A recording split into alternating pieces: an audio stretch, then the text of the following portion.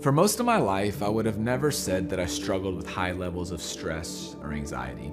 But all that changed when I hit grad school, started working, and started having kids. In fact, I had my first anxiety attack a few years ago, which was a new one for me. I feel like there's never been a time in history when people are more overwhelmed, overcommitted, and overexposed. I know this is absolutely true for me. Overwhelmed. I find myself processing so much constantly. I'm making one decision after another. The pace of my life has never been faster. Technology, although makes life easier, has also made my life more complex, faster, and more difficult than ever to disconnect. My wife would tell you that I'm addicted to my phone, and I think she's right. I'm working on that. I'll grab it even without thinking and start scrolling and checking email. Overcommitted. I'm doing too much. Business has become a status symbol, hasn't it? I feel more accomplished when I can tell people I'm busy. Feels kind of messed up, doesn't it? I also don't want to miss out on anything, so I'm tempted just to say yes to everything, especially as it relates to professional and ministry opportunities. But then, next thing I know, my calendar is too full for date night with my wife. And lastly, we're overexposed. We're seeing so much. Smartphones are rewiring our brains.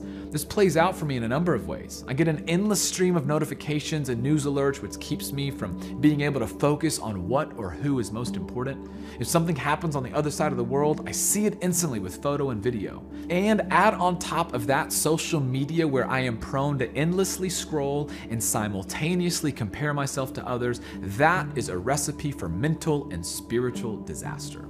Overwhelmed, overcommitted, and overexposed.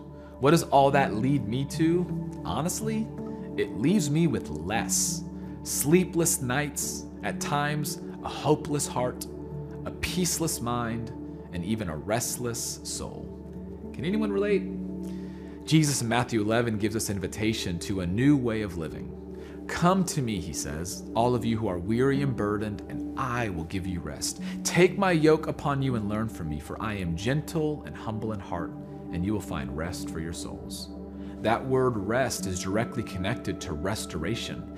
Jesus wants to restore what's been depleted. Do you find yourself weary and burdened, running at 1,000,000 miles an hour, not able to keep up, feeling like you can't get a grip?